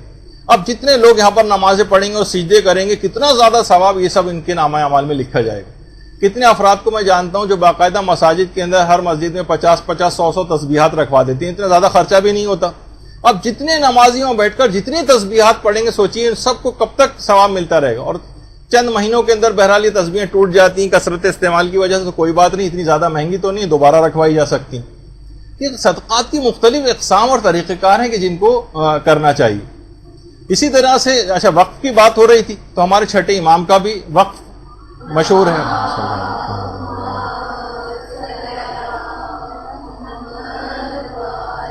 باقاعدہ امام وصیت کر کے گئے تھے کہ میری شہادت کے بعد ایام حج میں 7 سال تک عزاداری کا اہتمام کیا جائے، اور امام نے ہر سال کے لیے باقاعدہ مال کو وقف کر کے گئے تھے. یہ ضرور دماغ میں یاد رہے بہرحال کہ وقف کو بھی عقد لازم میں سے سمجھا جاتا ہے، یعنی دینے کے بعد اسے واپس نہیں لیا جا سکتا، اس کی خرید و فروخت نہیں کی جا سکتی، اور اس سے حاصل شدہ منافع کا بھی انسان مالک نہیں بنتا. وہ کہے گا میں نے وقف کی تھی تو اب یہاں کی جتنی کمائی ہے وہ بھی میری ہوگی، نہیں، یہ چیز نہیں ہوتی اس کے اندر. اچھا اسی طرح سے رسول خدا کے کتنے اوقاف تھے، اتنی اہمیت ہے ان چیزوں کی کہ جو افراد بھی یا تو کسی مسجد میں، امام بارگاہ میں، اس کی تعمیر میں، کسی مدرسے کی تعمیر میں کوئی حصہ ڈالیں، جو کوئی اس انداز کی چیزیں وقف ہو رہی ہوں تو یا تو خود کر سکتے ہو تو خود کریں، ورنہ اگر کسی اور افراد کے ساتھ مل کر اپنا حصہ ڈال سکتے ہو تو ضرور ڈالیں. کیونکہ خود پیغمبر کا بھی طریقہ کار یہ تھا کہ قبا کے علاقے میں پیغمبر نے کتنے ہی نخلستان بے سہارا لوگوں کے لیے وقف کر دیے تھے. اسی طریقے سے امیر المومنین علیہ الصلوۃ والسلام کے اوقاف تھے.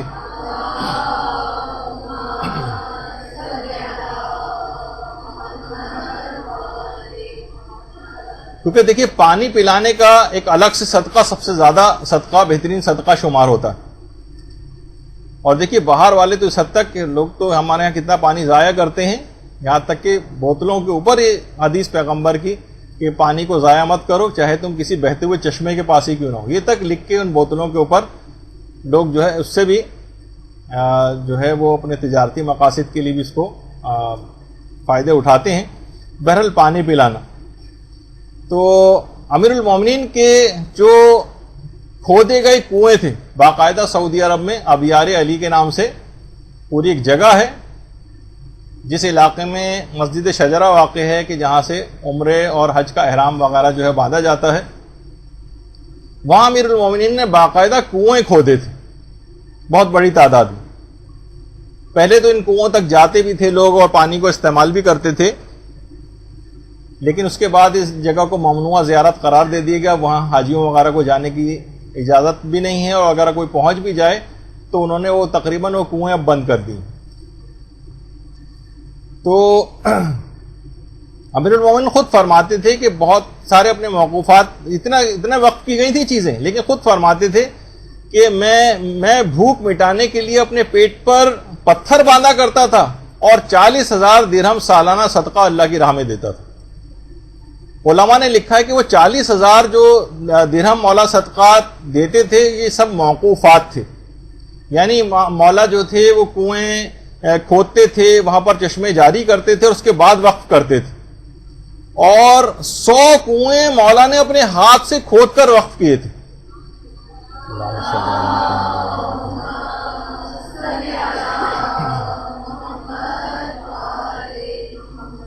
اسی طرح سے حضرت فاطمہ الزہرا سلام اللہ علیہا کے اوقاف تھے.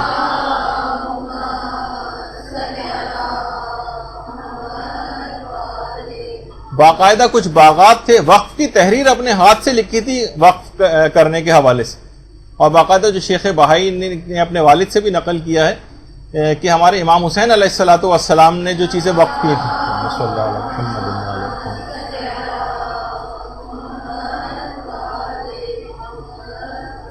کہ امام نے غازریہ اور نینوا کا جو علاقہ تھا، وہاں کے جو قبیلے آباد تھے، ان سے اپنے قبر کے اطراف کی زمین 60,000 درہم میں خرید کر اس شرط پہ وقف کی تھی کہ وہاں پر ان کی قبر کے لیے جو زائرین آئیں گے ان کی رہنمائی وہ لوگ کریں گے اور 3 دن تک ان کی مہمانی کریں گے وہاں کی اس پوری زمین کو. تو اس کے بعد یعنی امام حسین جس جگہ پہ مدفون ہیں وہ خود وقف کر کے گئے، وہ جگہ جو گئے تھے. آج تو پرشکو ہو گیا اور ماشاءاللہ اب تو یہ والی صورتحال اس کی ہو گئی.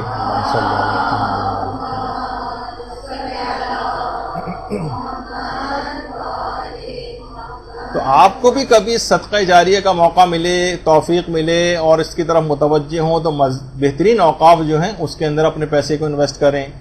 کوئی مسجد کی تعمیر کے اندر اس پیسے کو کسی حد تک لگائیں جتنا بھی ممکن ہے. امام بارگاہ اگر کوئی کسی جگہ بن رہا ہے وہاں پر لگائیں، کسی اسکول کے اندر. اچھا، اور یہ بھی کوشش کریں، ایک اور چیز جس میں کہتا ہوں کہ ٹھیک ہے یہ پیسہ دینا، لیکن ان چیزوں کو پرشکو بھی بنائیں ذرا. یہ بھی آج کل وقت کی ضرورت. یہاں پر اس وقت سارے اے سی ختم کر دیے جائیں اور پنکھے بھی ہم اتار دیں، اور یا گرمی کے اندر آپ لوگ شدید جو ہے بیٹھے ہوں اور آپ کو یہاں پر برے حال کے اندر لا کر بٹھایا جائے اور آپ کو پڑھایا جائے. تو کتنی خواتین ہیں جو اس وقت مجمع یہاں لگا ہوا ہے، اس میں سے 15-20 کے علاوہ شاید سب خدا نخواستہ کہیں نہ بھاگ جائیں. تو اس جگہ کو یعنی سہولیات مہیا کرنا، اسے پریزنٹیبل بنانا. یہ نہیں کہ مثلا اگر موقوفات اگر کوئی ہیں تو بالکل ٹوٹی پھوٹی مساجد، اور وہ عام طور پہ اس طرح کی چیزیں ہمیں دیکھنے میں آتی. اسی طرح سے پانی کی سبیلیں لوگوں نے اپنے مرحومین کے نام سے باقاعدہ سبیلیں تک ان کے اوپر نام گندہ کروائے ہوئے ہیں، اور سب چیزیں جو ہیں وہ تاکہ ان کو مسلسل جو ہے وہ ثواب اس انداز سے ملتا رہے. اس طرح بہت سارے مسافر خانے زائرین کی خدمت کے لیے جو ہے بنائے گئے ہیں. دینی مدرسے جو ہیں وہ بنائے گئے ہیں. اسی طرح سے ہاسپٹل یا کلینکس یا رفاہی اور چیریٹیبل جو اس قسم کے ادارے ہیں جہاں غریبوں کی کسی بھی طور پر جو ہے وہ اس انداز سے مدد ہو سکے. کسی جگہ واقعی ٹھنڈے پانی کی ضرورت ہے، کہیں آپ کولر جو ہے وہ لگوا سکتی ہیں. کسی جگہ اے سی کی ضرورت ہے، لوگوں کو کمفرٹیبل ماحول پرووائڈ کرنا ہے تاکہ دین کی باتیں سیکھ سکیں. وہاں پر جو ہے اے سی وغیرہ اس کے ڈونیشن دیا جا سکتا ہے. تو دیکھیے یہ ساری چیزیں ایسی ہیں کہ، اور ایک بات اور خاص طور پہ اس کا خیال کرنا چاہیے، وہ یہ کہ وقف میں ضرورت کو مد نظر رکھنا چاہیے. دیکھیے بہت اہم بات ہے. عام طور پر ہم یہ دیکھتے ہیں لوگ وقف جو چیزیں کرتے ہیں وہ مثلا یہ کرتے ہیں کہ جناب کوئی مرحوم کسی کا انتقال ہو گیا، پورے ایک پارے جو 30 پاروں تک کا ایک قرآن کا ایک سیٹ ہوتا ہے وہ مسجد کے اندر جا کر پہنچا دیتے ہیں. بس جس طرح اپنے سر سے ایک بوجھ اتار دی کہ بس یہ لے جا کے مسجد کے اندر رکھ کر آنا. پھر مسجد والے تک پریشان ہوتے ہیں کہ آخر اتنے سارے ان قرآنوں کا ہم کیا کریں. مکھی پہ مکھی اس طرح سے بٹھاتے چلے جانا اور کسی اور طرف نگاہی نہ ہونا، ضرورت تک کچھ نہ سوچنا. تو دیکھیے ضرورت کو مد نظر رکھنا چاہیے. کتنے ایسے علاقے ہیں کہ واقعا اس جگہ لوگ گندا پانی پینے پہ مجبور ہیں، کوئی صاف پانی نہیں. کہیں آپ سوچئے کہ جو ہے کسی جگہ پانی کا نلکا جو ہے وہ لگوا دینا. بہت سارے غریب علاقے ہیں، کوئی لائن ڈلوانے والا کوئی نہیں. آپ ٹی وی کے اوپر سیلاب زدگان، زلزلہ زدگان لوگوں کی حالتیں دیکھتی ہیں. یعنی کچھ نہ کچھ آدمی کو سوچ بچار کر کے اس کے اندر ایک تنوع پیدا کرنا چاہیے تاکہ ہر جگہ وہ صدقات پہنچے. ایک زمانہ تھا، دیکھیے اس زمانے امیر المومنین نے کیوں کنویں کھودنے کا انتظام کیا تھا، کھانا کھلانے کا اور پانی پلانے کا، کہ اس زمانے واقعی کھانا اور پانی بہت بڑی پرابلم تھی. لوگ جو باقاعدہ دور دور سے جو ہے نا کہاں سے پانی لے کر آتے تھے. نہر زبیدہ وغیرہ کتنی دفعہ مثال آپ کو پچھلے درسوں میں پیش کی ہے کہ حاجیوں کے لیے پانی کا اس نے انتظام کیا تھا، مینا سے پورے نہر کھدوا کر اس کے رستے بنا کر جو ہے وہ مکے تک اس نہر کو جو ہے وہ لے کر آئی تھی. تو ضرورت کو جو ہے وہ مد نظر رکھنا چاہیے. اسی طرح سے مثلا اس کے اندر اپنے پیسے کو، کتنے ایسے علاقے ہیں جہاں غسل دینے کے لیے کراچی کی صرف 2-3 جگہوں کے علاوہ کوئی مناسب جگہ نہیں ہے جہاں پہ مردوں کو غسل دیا جا سکے. کتنے ایسے افراد ہیں کہ جو باقاعدہ خاموشی کے ساتھ بھی بہت سے، اب بھی کچھ لوگ، یہ جو چیزیں نظر آ رہی ہیں، کچھ افراد ہیں جو بیچارے جنہوں نے چیزیں وقف کی ہوئی ہیں، کچھ چیز مہیا کی ہوئی ہے، اس وجہ سے یہ سب چیزیں، ورنہ لوگ متوجہ نہیں کہ اس طرف بھی پیسہ کچھ خرچ کرنے کی ضرورت پیش آئے. تبلیغ دین میں وقف کرنے کا کسی کو خیال تک نہیں، جبکہ سب سے بہترین چیز جو ہے وہ یہی شمار کی گئی ہے وقف وغیرہ کے لیے کہ صدقہ جاریہ، ایسا علم کوئی پیچھے چھوڑ جائے یا کوئی ایسی اولاد جو اس کے لیے مستقل دعا کرتی رہے. اور اس سے بہتر شائع ہونے والے تبلیغات سے بہتر، جس میں بار بار اس بات کا تذکرہ آ رہا ہے کہ اس سے بہتر کوئی اور صدقہ نہیں. بچوں کو پڑھانا اس انداز سے، یہ ایسے صدقات ہیں کہ ہمیشہ ہمیشہ یہ جتنی لوگ سیکھتے رہیں گے، جتنی نمازیں پڑھتے رہیں گے. اچھا دیکھیے، اب اس سے پہلے بھی میں کہہ رہا تھا، جو یعنی باقاعدہ اس کو پرشکون جگہوں کو بنانا، یعنی دینی چیز، دینی، اب کیونکہ دین ہمارے یہاں کیا ہوتا ہے کہ جو طالب علم کو لوگ بڑی حقارت کی نگاہ سے دیکھتے ہیں. معلوم ہے کہ یہ کیا ٹوٹی پھوٹی جگہوں پہ بیٹھ کے دریوں پہ ٹوپیاں ووپیاں لگا کے شاید اس انداز سے کوئی جو وہاں پر بیٹھے ہوں. کانسیپٹ یہ ہے کہ حقارت، پرشکو عمارتیں ہوں، یہ ہوں، لوگ باقاعدہ اس سے متاثر ہوتے ہیں. کمزور عقل والے تو اس سے خاص طور پر متاثر ہو جاتے ہیں، چکا چوند اور یہ شان و شوکت وغیرہ کو دیکھ. کوئی بات نہیں، اسلام کے لیے ان تمام چیزوں کو، پیسہ جس کی کوئی حیثیت اور حقیقت نہیں، اگر اس کو اسلام کی تبلیغ کے لیے اگر اس انداز سے استعمال کیا جائے، کمفرٹیبل جگہ بنا کر لوگوں کو اسلام کو پھیلانے کی اور تبلیغات میں اس کو خرچ کرنے کی، اس پیسے کو کوشش کی جائے، تو اس میں کیا مذائقہ اور برائی. اور اس کے آثار ایسے ہیں تبلیغات کے کہ وہ ہمیشہ چلتے رہتے. اب دیکھیے کسی بھی بچے کو، خود ہمارے مدرسے کے اندر کتنے ایسے بچے ہیں جو مستقل یہاں پر آ رہے ہیں، اتنی بڑی تعداد ہے، وہ وضو کرنا ان کو سکھایا جاتا ہے، ان کو نمازیں. اب یہ بڑا ہوگا، جب بھی نمازیں پڑھیں گے یہ بچے، وضو کریں گے، جہاں تک یہ اپنی اولادوں کو سکھائیں گے، سب کا ثواب جو ہے وہ ملتا جائے گا. تو یہاں پہ پڑھانے والے افراد وہ خود کتنے بڑے عظیم ایک صدقہ جاریہ کے اندر اپنا ایک رول پلے کر رہے ہیں، ایک پارٹ پلے کر رہے ہیں. بچے، آپ کو پتہ ہے کہ دیکھیے جو بھی بچے ہوتے ہیں وہ تو چیزیں اسی طرح سے سیکھ کے کرتے ہوئے دیکھتے ہیں، پھر وہ کرنا شروع کر دیتے ہیں. ابھی تو سب چیزیں ان کو صرف پہلے مرحلے میں صرف بتانا مقصود ہوتا ہے، پھر اس کے بعد آہستہ آہستہ وہ عمل بھی کرتے چلے جاتے ہیں. تو لوگ عام طور پہ دیکھیے، لوگ دینی طالب علموں پر یا دینی مدارس پر پیسہ خرچ کرنے کو وقت کا اور اپنے پیسے کا ضیاع سمجھتے ہیں، سوچتے ہیں ہمارا سرمایہ ضائع ہو جائے گا. دینی تعلیم کو آج کل لوگ باعث ننگوار، باعث شرم قرار دیتے ہیں. مدرسے میں پڑھ رہا ہے، اچھا، حقارت کی نگاہ سے دیکھتے ہیں. تو بہرحال اب دیکھیے کہ ان سب چیزوں کو جو کرتے چلے جائیں گے اور پڑھتے چلے جائیں گے اور اپنا سب چیزیں بہتر کرتے چلے جائیں گے، بہت بڑا کام ہے. اور یہ فقط دینی مدارس خاص طور پر کر رہے ہیں. میں بالکل اس کو واضح طور پر کہوں گا، فخریہ طور پر کہوں گا کہ دینی مدرسوں نے باقاعدہ اس کا بیڑا اٹھایا. آیت اللہ حافظ بشیر نجفی، ابھی ہم جب گئے تھے تو ان سے بھی ملاقات ہوئی تھی، تو انہوں نے یہی جملہ ارشاد فرمایا تھا تمام زائرین سے کہ قیامت میں جب میں جاؤں گا اور آئمہ کے پروردگار کے سامنے جاؤں گا، آئمہ اطہار موجود ہوں گے، تو میں فخر سے کہہ سکوں گا کہ میں نے اتنے لوگوں کے وضو صحیح کرائے ہیں، میں نے اتنے لوگوں کی نمازیں صحیح کرائی ہیں، میں نے اتنے لوگوں کو داڑھی رکھوا دی ہے، میں نے اپنے فتاووں کے ذریعے اتنی خواتین کو پردہ کروا دیا ہے، تیرا خمس دلوایا ہے، سب کچھ کیا. ان کو میں فخریہ پیش کروں گا قیامت میں. یہ کوئی معمولی کام نہیں ہے کہ جسے کہا جائے کہ اچھا صرف وہی نماز روزہ بس وہی وضو سکھاتے جائیں گے. ایک مرجع تک کہہ رہے کہ میں یہ میرے لیے، میں اپنی نجات کے لیے تمام چیزیں یہاں سے کر کے جا رہا ہوں. تو اس میں سب حصے دار ہوں گے. لیکن اب آپ خود بتائیے، اچھا لوگ عام طور پہ سوچتے ہیں کہ اس قسم کی باتیں کر رہے ہیں تو شاید اپنے مدرسے کے لیے پیسہ کھینچنا چاہتے ہیں. خدا کی قسم ایسی کوئی اس لحاظ سے بات نہیں. یعنی کسی بھی جگہ آپ کو اطمینان، کسی جگہ جہاں پہ اطمینان آپ کو ہو رہا ہے آپ اس جگہ پہ دیں. ہم پہ اطمینان نہیں، کسی اور جگہ اطمینان ہے وہاں پر دیں. کسی پر بھی اطمینان نہیں تو خود سے کام شروع کریں. لیکن کام شروع ہونا چاہیے، کام شروع کریں، آگے بڑھائیں اس کو کسی بھی طور پر کوشش کر کے. یعنی کام رکنا جو ہے وہ نہیں چاہیے. یہاں پر آپ دیکھ رہے ہیں کہ کس جگہ پہ یہ صرف دین کا صحیح طور پر احیا جو ہے، میں پھر کہوں گا کہ صرف دینی مدارس جو ہے وہ کر رہے ہیں. جہاں باقاعدہ طور پر ایک چیز ایک خاص پروگرام کے تحت علماء جو ہے آ کر پڑھاتے ہیں، اور ایک خاص انداز ہوتا ہے، خاص سلیبس ہوتا ہے، ایک کسی موضوعات کے اوپر جو ہے مختلف جو ہے گفتگو ہوتی ہیں، اور دین کو پورا وقت لگا کر جو ہے وہ سکھایا جاتا ہے، پڑھایا جاتا ہے، اور پھر اس کے بعد یہ سب چیزیں ہوتی ہیں۔ تو یہ تمام علماء جو آ رہے ہیں خدمات دے رہے ہیں صرف اس وجہ سے تاکہ ایک آخرت کا اپنا ایک توشہ یہاں سے جمع کر کے جو ہے وہ لے جا سکیں۔ آپ کا بھی یہاں پر آنا یہ کوئی معمولی بات نہیں۔ تو بہرحال اب اس سے اندازہ لگائیں کہ یہ جو بھی اب آیت آپ کے سامنے پیش کی گئی تھی، کون ہے جو پروردگار کو قرض حسنہ دے؟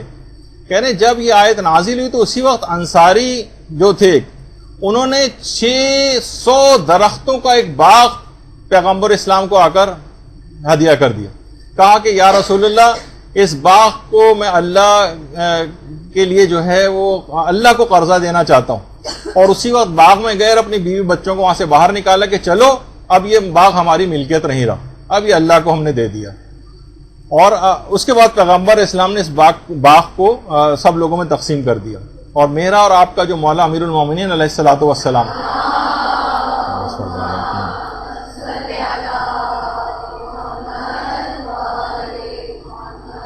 اس حد تک ان صدقات جاریہ کے اندر دلچسپی لیتے تھے کہ خود محنت کرتے تھے، خود جا کر بہترین زمین منتخب کرتے تھے، خود کنویں کھودتے تھے، جب پانی نکل آتا تھا تو وہاں پر پودے لگاتے تھے، نخلستان لہلہاتے تھے، اور جب درخت پھل دینے پر آ جاتے تھے تو سب ضرورت مندوں کو بلاتے تھے، بلا کر وقت کی تحریر لکھتے تھے کہ یہ باغ مدینے کے غریبوں کے لیے ہے، اس شہر میں آنے والے پردیسیوں کے لیے، ان کی فلاح و بہبود کے لیے میں وقف کرتا ہوں۔ اسی طرح سے امام حسن علیہ الصلوۃ والسلام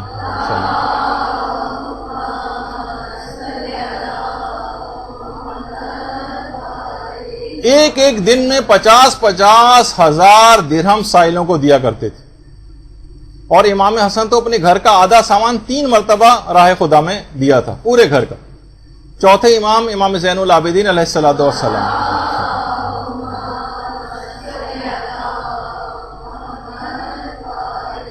اپنی پشت پر سامان رکھ کر تقسیم کرنے کے لیے لے کر جاتے تھے۔ اتنی مشقت کرتے تھے کہ کمر پر باقاعدہ گٹھے پڑ گئے تھے، جو شہادت کے بعد انکشاف ہوا تھا کہ امام اس طرح سے جو سامان پہنچاتے تھے اس کی وجہ سے یہ ہوا ہے۔ خیر اب آپ کو بھی چاہیے کہ آپ جس حد تک بھی ممکن ہو صدقات دیں، کیونکہ دیکھیے صدقات دینے والا قیامت میں ان صدقات کی چھاؤں میں ہوگا۔ کیا آپ یہ سمجھتی ہیں کہ صدقات کی چھاؤں میں یہ 2-2 روپے روزانہ ڈالنے سے صدقات کی چھاؤں میں چلے جائیں گے؟ نہیں، جب صدقات کو اس انداز سے آپ جیسے آپ کے سامنے پیش کیا گیا، مسکرا کر بھی دیکھ رہے ہیں، اور مدد بھی کر رہے ہیں، اور قرضے بھی اتروا رہے ہیں، اور وقف بھی کر رہے ہیں، اور مساجد میں بھی دے رہے ہیں، دینی مدرسوں کو بھی دے رہے ہیں، اور کفالت بھی کر رہے ہیں، اور دیگر تمام چیزیں جو بھی آپ کے سامنے پیش کی کہ زندگی کا پوری زندگی کا ایک ایک لمحہ اور ایک ایک وقت آپ صدقے کے گویا آپ اس کو صدقہ کر رہے ہیں۔ خدا کی آنے والی جتنی بھی نعمتیں اس انداز سے ہیں جو آپ کو حاصل ہیں، ان سب کا آپ صدقہ دے رہی ہیں، تو پھر آپ صدقات کی چھاؤں میں ہوں گے۔ تو اپنی ہر صلاحیت کو، اپنے ہر کمال کو خدا کی راہ میں خرچ کرنا، اپنی پوری زندگی کو اس انداز سے خدا کی احکام پورا کرتے ہوئے گزار دینا، یہ تب ہوگا کہ کہا جائے گا کہ آپ رحمت الہی کے چھاؤں میں اور ان صدقات کی چھاؤں میں جو ہے وہ آپ رہیں گی۔ تو اب آخر میں پروردگار عالم سے یہ دعا ہے کہ ہم سب کو تعلیمات اہل بیت پہ مکمل طور پر عمل کرنے کی توفیق عطا فرمائے، اور انہی صدقات کو دے کر امام زمانہ علیہ الصلوۃ والسلام کے ادنا ترین خدمت گزاروں میں ہمیں شامل فرمائے۔ وصلی اللہ علی محمد وآلہ الطیبین الطاہرین۔ یہ انسانی نفس کی سب سے بڑی کمزوری ہے۔ خدا غریق رحمت کرے، میرے بزرگ دوست مولانا غلام عسکری مرحوم کہا کرتے تھے کہ جو آدمی کار خیر میں پیسہ نکالنا چاہتا ہے وہ جیب میں ہاتھ ڈالتا ہے، اور اس کے بعد جب مٹھی میں پیسہ آ جاتا ہے تو سوچتا ہے سب سے چھوٹا سکہ کون سا ہے، یہ سب سے چھوٹا سکہ کس کو دینا ہے؟ جس کو اللہ اکبر کہتے ہیں، جس کو دینا ہے وہ اکبر، اور جو دینا ہے وہ، یہ ہمارا مزاج ہے۔ جو خدا کی راہ میں دینا ہوگا تو سب سے کم، اور جو خدا سے لینا ہوگا تو خدا اتنا دینا کہ قارون کا خزانہ بھی چھوٹا پڑ جائے۔ تو کیا پروردگار اپنے بندے کو نہیں پہچانتا؟ کیا مالک ہماری نیتوں کو نہیں جانتا ہے؟ ہمارے ایک دوست کہا کرتے تھے کہ ہم نے برابر آپ سے سنا کہ خمس نکالنا واجب ہے، کیونکہ مولانا ہماری آمدنی کیا 100-200 روپے ملتے ہیں، آخر ماہ ہمیں سال بھر کے بعد اگر بچیں گے تو کتنے بچیں گے؟ 10 یا 5 روپے، اگر 1 روپیہ 2 روپے نکال دیے اس سے کیا ہونے والا ہے؟ ہمارا نقصان ہو جائے گا، آپ کا فائدہ نہیں ہوگا۔ ایسے بھی سوچنے والے ہوتے ہیں، اگر 2 روپے نکل گئے 10 میں سے تو ہمارا نقصان تو ہو جائے گا، لیکن آپ کو کوئی فائدہ نہیں ہوگا۔ لہذا آپ خدا سے دعا کریں کہ بجائے 10 روپے کے آخر میں 10,000 بچیں، 10 لاکھ بچیں، تاکہ جب ہم کچھ دے تو آپ کو معلوم ہو کہ کچھ ملا، سادات کے کام آیا، دین کے کام آیا، مذہب کے کام آیا۔ تو اگر ہماری جیب سے جائے تو آپ کو تو اندازہ ہو کہ کچھ آیا۔ لہٰذا آپ خدا سے دعا کریں۔ میں نے کہا میں تو دعا کر دوں گا، لیکن اگر پروردگار نے پلٹ کے کہہ دیا اس سے حق میں سفارش کر رہے ہو تو اتنا بے ایمان ہے کہ ہماری راہ میں 2 روپیہ نہیں دے سکتا، کیا ہم کو دھوکہ دیں گے؟ جس کے دل سے 2 روپیہ نہ نکلتا اسے 2 لاکھ نکلے گا؟ ارے ہم ہی نے بنایا ہے، ہم نے پہچانے گا تو کون پہچانے گا؟ پورا سورہ منافقون گواہ ہے کہ دل کا حال کوئی جانے نہ جانے وہ جانتا ہے۔ ہر ایک کو دھوکہ دیا جا سکتا ہے مگر پروردگار کو کوئی دھوکہ نہیں دے سکتا۔ لہٰذا وہ ہر ایک نیت کو جانتا ہے، ہر ایک کے دل کے حال کو جانتا ہے۔ اگر انسان واقعا مجبور ہے، میں نے اس دن واقعہ عرض کیا تھا، اگر واقعا مجبور ہے تو اس کا 1 پیسہ بھی پروردگار کی نگاہ میں لاکھوں سے زیادہ قیمت رکھتا ہے۔ لیکن اگر انسان مجبور نہیں ہے اور پیسہ بچا کے خدا کی راہ میں دینا چاہتا ہے اور پھر خدا سے لینے کے واسطے، تو مالک کی نگاہ میں غریبوں کی اہمیت ہے، محتاجوں کی اہمیت ہے، مکاروں کی کوئی اہمیت نہیں ہے۔ اور یہ دن کے واسطے گزارش کروں کل کے واسطے ہمیشہ اس بات کو نگاہ میں رکھیں۔ اور ظاہر ہے یہ موضوع آج میرا نہیں ہے، ورنہ میں گزارش کرتا تو خدا جانتا ہے، میں دوسروں کے بارے میں جانتا، مجھے خود اپنی زندگی کا تجربہ ہے کہ بعض اوقات واقعہ یہ ہوا ہے کہ اگر راہ خدا میں 2-4 پیسے اللہ نے توفیق دیا اور میں نے دے دیا تو شاید 1 دن 2 دن نہ گزرنے پائے کہ پروردگار عالم نے اس سے کچھ زیادہ ہی دے دیا اور مجھے اس سے خوشی نہیں، بلکہ بعض اوقات یہ سوچنا پڑتا ہے کہ معاذ اللہ کہیں ایسا تو نہیں کہ پروردگار نے ہمارے عمل کا حساب یہی کر دیا۔ ہر آنے والی دولت کے ہنر نہیں دیجو، ہر آنے والے پیسوں کو نہ سمجھے کہ اللہ آپ سے بہت محبت کرتا ہے۔ ہو سکتا ہے آپ کے معاملات کو خدا یہی بے باک کر دینا چاہتا ہو، کیونکہ نیت میں خلوص نہیں ہے، کیونکہ نیت میں صداقت اور صفائی نہیں ہے۔ زیادہ جیسا عمل کرنے والا ہے اس کا معاوضہ یہی دے دیا جائے، میدان حشر میں آئے تو خالی ہاتھ آئے۔ خدا گواہ ہے کہ بعض اوقات پروردگار عالم کی دی ہوئی نعمتوں کو دیکھ یہ سوچنا پڑتا ہے کہ کہیں مالک نے ہمارے اعمال کا حساب یہی تو نہیں کر دیا۔ اس سے بدتر انسانی زندگی کا کوئی حادثہ نہیں ہوگا اگر انسان کے سارے اعمال کا حساب یہی ہو جائے اور میدان حشر میں پہنچے اور خالی ہاتھ۔ اور یہ بھی میرے ذہن کی فکر نہیں، میرا ذہن کہاں اتنی بلندیوں تک جا سکتا ہے۔ میں نے تاریخ میں واقعہ پڑھا ایک عالم جلیل کا، مسجد میں آئے نماز پڑھانے کے لیے اور مسلمان آئے پڑھنے کے واسطے۔ ایک مرد مسلمان نے یہ نظر کی تھی کہ اگر میرا فلاں کام ہو گیا تو میں 1 تھیلی درہم دینار کی جو اس کے پاس ہے وہ میں دوں گا، مگر اسے دوں گا جو مسجد سے سب سے پہلے نماز پڑھ کے برآمد ہوگا۔ اس کا کام ہو گیا رات کو تو صبح کو تھیلی لے کے گیا مسجد کے دروازے کے پاس جا کے کھڑا ہو گیا۔ اتفاق ایسا ہوا کہ پیش نماز کو صرف کوئی ضروری کام تھا، مومنین وہاں بیٹھ کے وظیفہ پڑھنے کے لیے اور پیش نماز صاحب پہلے نکل آئے۔ جیسے نکلے پہلے نمازی مسجد نکل رہے ہیں پیش نماز صاحب، اسے وہ تھیلی ان کے حوالے کر دی۔ کہا بھائی یہ کیا ہے؟ کہا میری منت پھر میرا اگر کام ہو جائے گا تو جو پہلا نمازی مسجد سے نکلے گا میری تھیلی اس کے حوالے کر دوں گا۔ تھیلی لی انہوں نے اور وہیں مسجد کی سیڑھی میں بیٹھ گئے اور رونے لگے۔ 2 منٹ کے بعد جو باقی نمازی نکلے تو دیکھا کہ نماز صاحب مسجد کے سینے پر بیٹھے ہوئے رو رہے ہیں، جو سمجھے شاید پھسل گئے ہوں، پیر میں چوٹ آ گئی۔ حضور خیر تو ہے، خدا نخواستہ کوئی زخم تو نہیں آ گیا ہے، خون تو نہیں نکل آیا ہے، چوٹ تو نہیں لگ گئی ہے، فریکچر تو نہیں ہو گیا ہے, ایک جھسن تو نہیں ہے, کیا بات ہے؟ چلے نہیں کچھ نہیں. میں جیسے مسجد سے نکلا, ایک آدمی نے مجھے یہ تھیلی لا کے دی, درہم و دینار سے بھری ہوئی. کیا حضور, یہ تو خوش قسمتی کی بات ہے, کب سے ہم لوگ نمازیں پڑھ رہے ہیں, ابھی بھی آسی کے ساتھ ہم پڑھ رہے تھے, اور ہم ہمیشہ پہلے نکلا کرتے تھے. ہماری قسمت کی خرابی کیا آج بیٹھ کے وہاں تصدیق پڑھنے کے وہاں سے آپ کا مقدر, کیا ہمیشہ سب کے بعد نکلا کرتے تھے, آج پہلے آپ نکل رہے. یہ تو خوش قسمتی کی بات ہے, اور خوشی کی بات ہے, خوشحالی کی بات ہے, رونے کی کیا بات ہے؟ یہی سے صاحب معرفت کا ذہن الگ ہو جاتا ہے عوامی ذہن سے. اور میں یہاں صحیح کہتے ہیں, خوش ہونا چاہیے. پیسہ ملا ہے, تھیلی ملی ہے, درہم ملا ہے, دینار ملا ہے, مگر میرے ذہن میں اچانک یہ خیال آیا, کہیں ایسا تو نہیں کہ پروردگار نے آج کی نماز میں خلوص کی کمی دیکھی ہو, اور اللہ نے نیت میں یہ دیکھ لیا ہو کہ اس میں کہیں سے ریاکاری شامل ہے. دنیا کو دکھانے کے لیے پڑھ رہے ہیں, دنیا کو معروف کرنے کے لیے پڑھ رہے ہیں, دنیا کے واسطے پڑھ رہے ہیں. اللہ خدا نے کہا آج کا حساب تو یہی کر دیا جائے,